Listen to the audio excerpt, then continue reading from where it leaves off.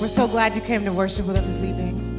Can we just invite you just to put aside anything you might have came in with? That you would just be able to focus tonight on how good your God is. Regardless of what you're going through, regardless of the struggles you might be having, what you brought in here, this is about Jesus.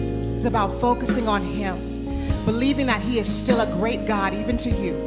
Even right now, He's still great and He's still worthy of praise. So God, we bless you this evening. Be honored with our worship. You give life, you are love, you bring light to the darkness, you give hope, you restore every heart that is broken. Sing, great are you, Lord. Great are you, Lord. Come on, sing with us. Sing, it's your breath. It's your breath. In our love. In our love. So we pour it out. We pour out our praise. God. Pour out our praise. It's your breath. In our love. In our love. So we pour it out. So we pour out our praise. Sing, great are you, Lord. Come on, can you sing this? Sing, you give life. You give life. You are love. You are love. You bring light. You bring light. Yes, you do. To the dark. You give hope. You restore. You restore every heart that's been broken. Come on, with one voice we cry, great are you, Lord. Bless you, Jesus. Great are you, Lord. Come on, sing it. Sing, it's your breath, God. It's your breath.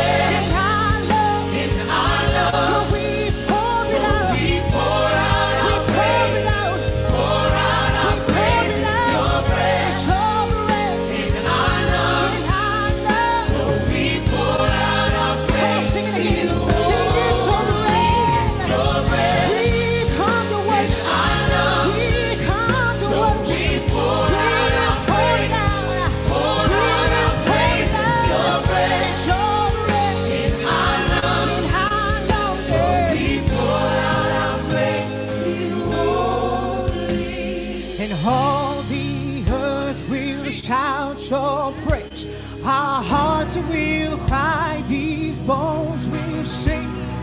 Great are you, Lord. Come on, can you sing that with me this evening? Sing, all the earth will shout your praise. Our hearts will cry, these bones. Come on, sing. Great are you, Lord. Great are you, Lord.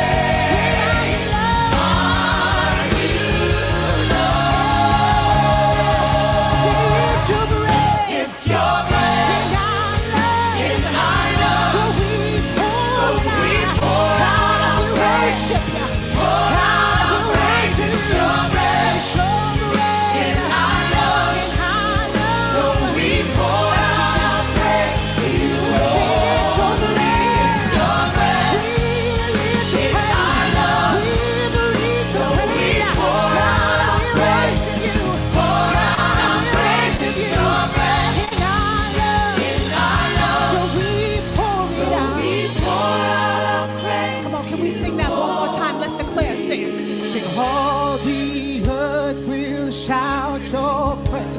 Our hearts will cry, these bones will sing. Bless you, God. Great are you, Lord. Come on, fellowship, sing. Sing, all the earth will. All the earth will shout your praise.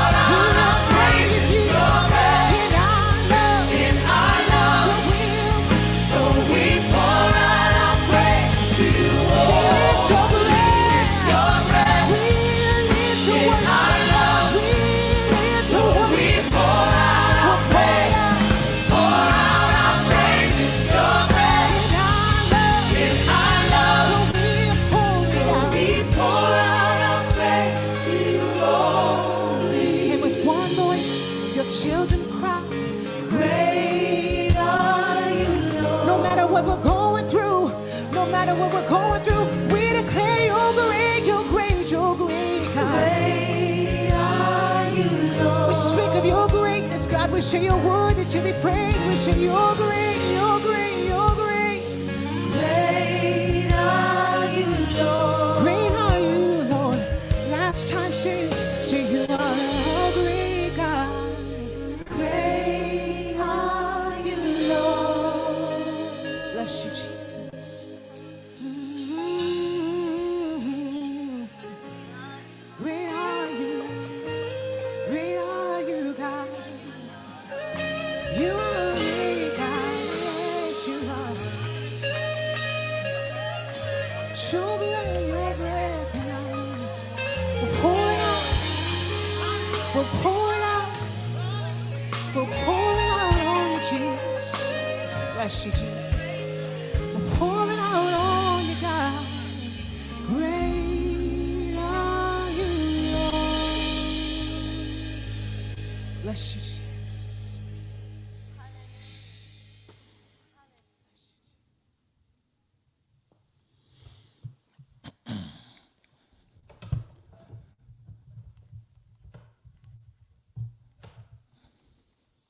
Yo, good morning, good morning, good morning. Great are you, Lord. Woo.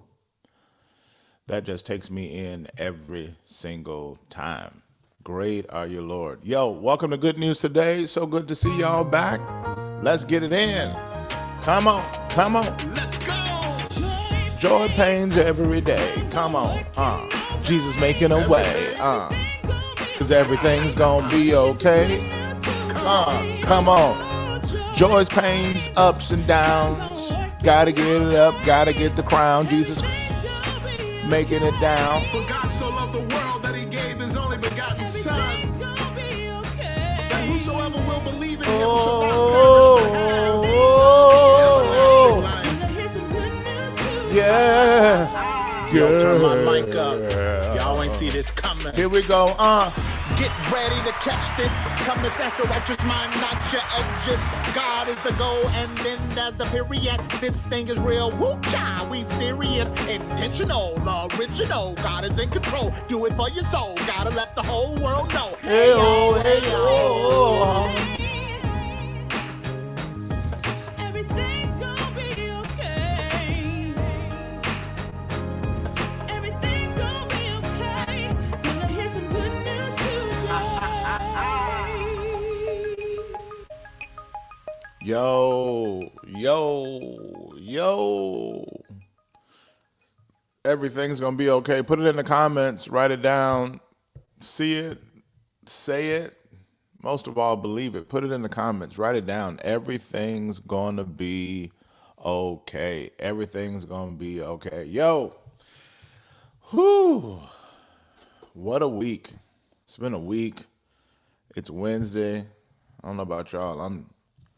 I'm tired already. Sing like Marvin Winans. Chastity, come on now. Don't get me stirred up today. In my mind. Oh, oh. Yo, y'all need to see my shirt. So my man, executive director, Tristan bought me this when we did this. It says actual author. Oh, let me put it this way. Yeah, actual author is what it says here. So I'm rocking this today because we got books that have come in, and I am signing hundreds of books because this Sunday at Fellowship, we are having a book release celebration, and all the books that we sell at Fellowship this weekend, I'm gonna sign them. So even if you've already bought one, come get another one, give it to your family, give it to a cousin. I'm signing hundreds of these this weekend. I'm signing hundreds of these. So I'm wearing my author sweatshirt because I'm putting in the work, signing these books, sending them out, and hooking it up. So I'm really excited about that. Appreciate y'all support. Appreciate y'all being on the team, helping make it all happen. I'm really excited. God is good, and I'm excited not to sell books. I'm excited to push a message of hope that brings about a perspective that that is very challenging but very necessary. So I'm really excited about that. Really excited about that. How y'all doing? Yesterday was so great with Joe. And LaRosa, it's just always great having LaRosa on. I mean, she's the best. I feel like the world is getting to see.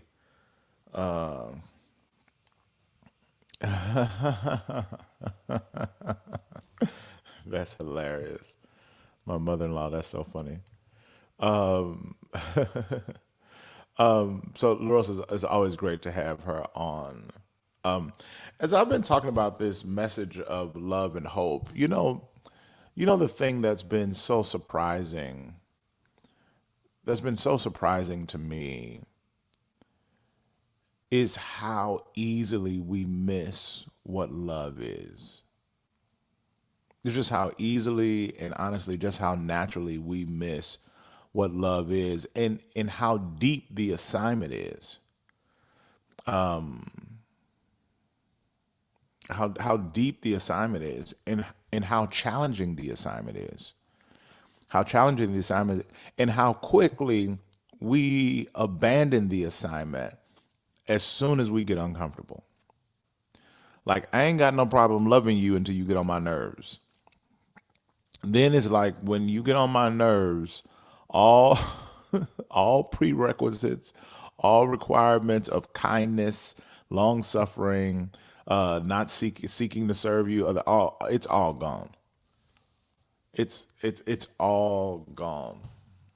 It's all gone. And so as I've been talking about this love thing, it's really just reminding ourselves that a part of loving well is not being comfortable and not making it about you. I guess the thing that I've noticed is that once we get offended, we think we are freed up from all other obligations. Like offense is the worst tragedy, and we don't know. It's like working out. We don't know how to work out and be sore the next day and keep working out. Once we get sore, we be out. If I'm sore, I'm out. And I think one of the things that, in our effort to love better, we got to be willing to work through soreness. We got to be willing to work through offense. We've got to be willing to give people the benefit of the doubt. We just assume the worst.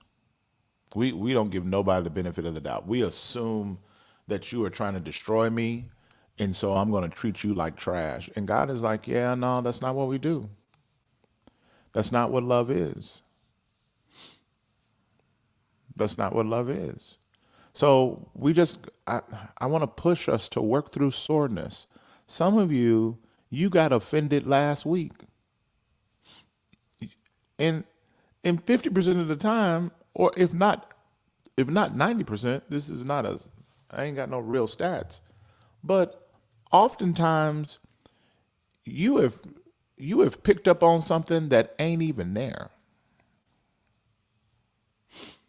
You didn't picked up on something that ain't even that person ain't even thinking about you, wasn't even thinking about that. That wasn't their intention. Or watch this, even if it was, love is still required. Even if it was. See, God calls us to neighborly love. He calls us to sibling love, and he calls us to enemy love. So even if your premonition was right, and most of you, the premonition was wrong or it was off, but even if it was right, you're still wrong if you withhold or withdraw love. And we know what love is. Love ain't ambiguous. It's patience. It's kind. It's not self-seeking. It doesn't keep records of wrong. Come on in here, somebody. I think we struggle with this the most in the body of Christ. This Sunday, I'm talking about grace, the grace of God. And it's amazing how quickly we are to receive it, but how much we struggle to extend it. And then we assume God is good with that rhythm.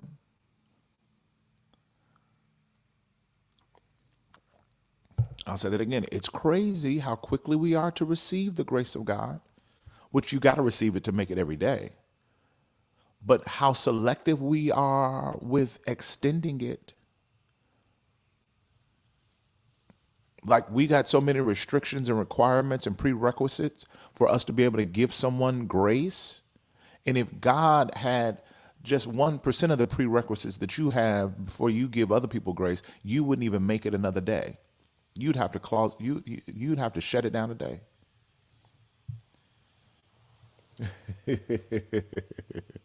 Somebody said, chat got quiet. Chat got quiet. Y'all stop typing.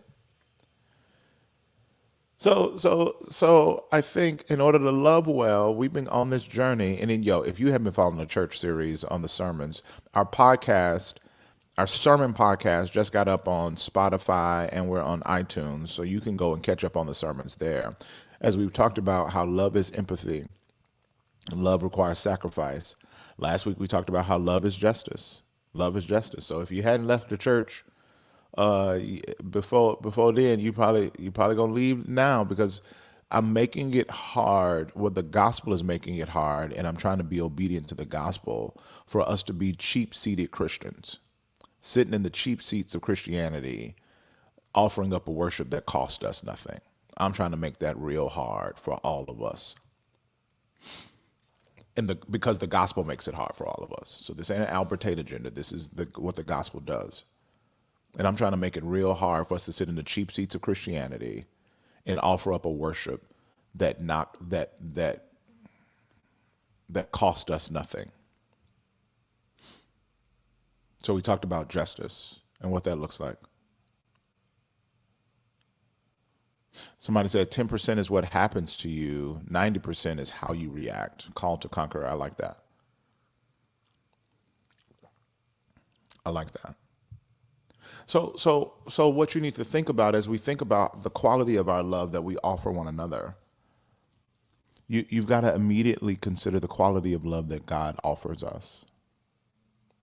And what we offer to one another is a direct result of what God has offered to us.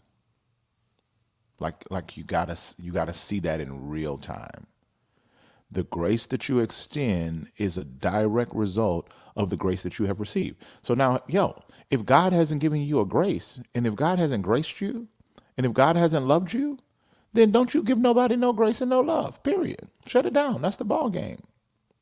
But if he has, if he's given you a grace and forgiven you and allowed you to reset your clock and reset your times with him over and over again, and if he's loved you and if he's shown that love and put it on display for you, you can't just go around throwing out any kind of love, because you've been marked by the greatest lover of your soul. And that has a huge, it has a direct impact on how you love one another. So how I love one another ain't got nothing to do with how the one another loves me. Let me say that again.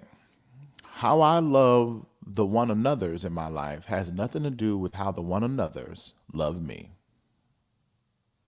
It has everything to do with how God has loved me.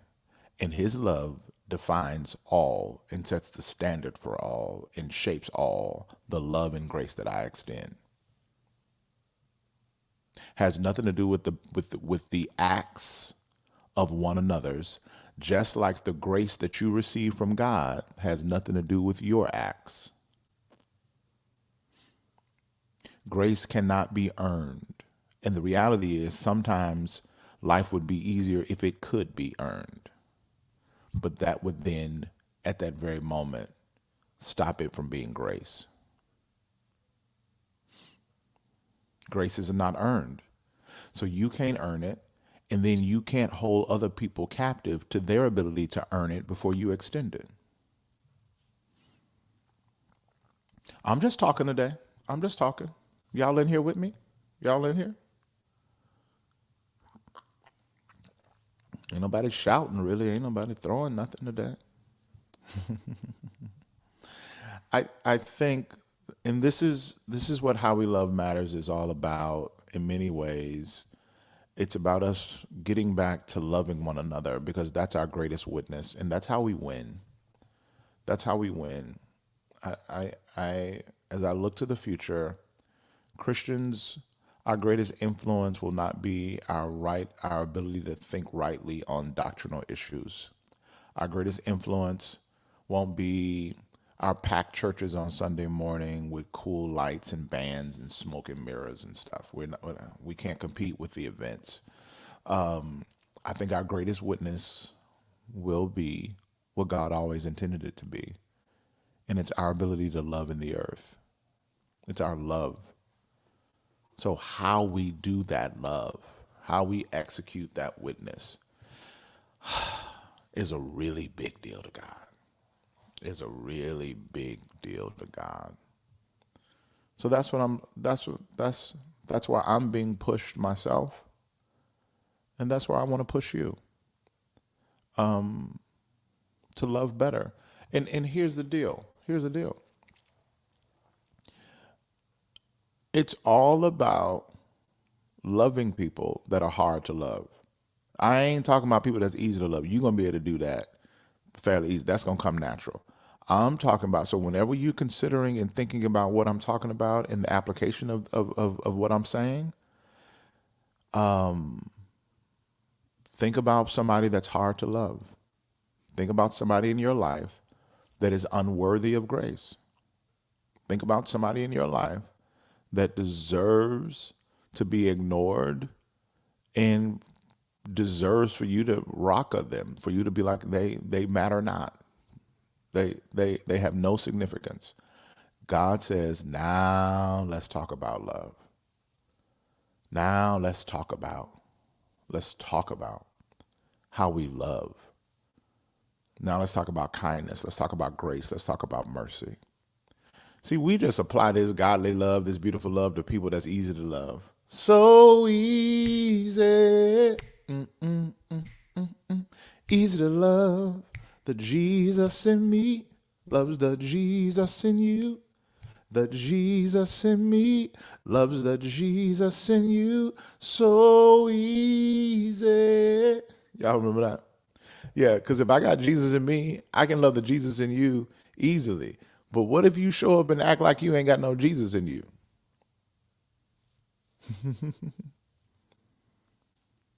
So easy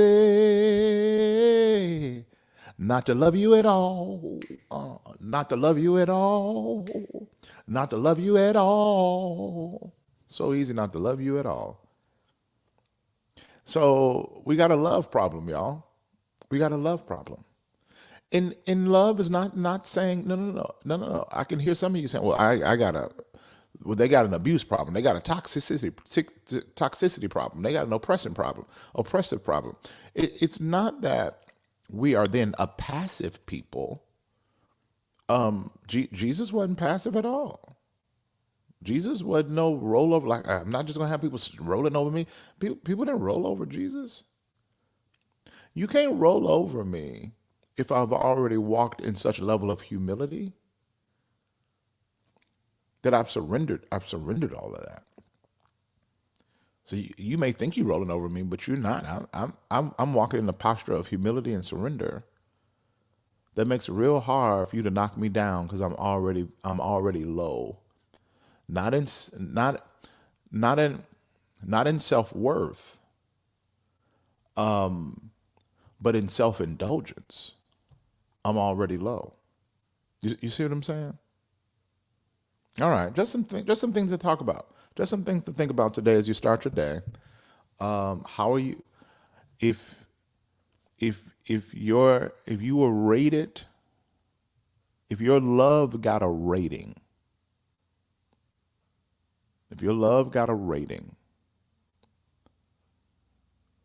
from people in your sphere that are hard to love, how would your love be rated? How would your love be rated? How would your love be rated? If your comments on social media concerning those that you disagree with were rated through the lens of love, how would you be rated? I guess I'm saying that because one day God's going to ask us, how did you love? How did you love? And you can't just be like, oh, I had a warm, fuzzy feeling. No, no, no, no. Tangibly, how did love show up? How did it manifest? How well did you love? So let's sit on that today. It's How We Love Matters. Next week is release week, and we're just going to be talking about loving one another, the relentless pursuit of racial reconciliation. If you haven't gotten the book, go on. So it's a big deal. Pre-orders are a big deal, and it sets an indicator of what level of priority Amazon is going to give to the book. So I was talking to the publishers this week. Another 100 pre-orders would really set us up well. So I know many of you have already pre-ordered. If you haven't, go on and pre-order. And then we'll have them at the church this Sunday as well, at a discounted route. But buy a couple, because it's about the message. It's about the message getting out. It's about people getting into this conversation. Start book clubs. If you do a book club, hit me up. I send you a video for your book club, or may even show up via Zoom for your book club or something like that. I'm sure we can work something out. Do some book clubs. Start the conversation, because it's all about us learning to love better. That's the kingdom assignment that we will be graded on when we stand before the Father.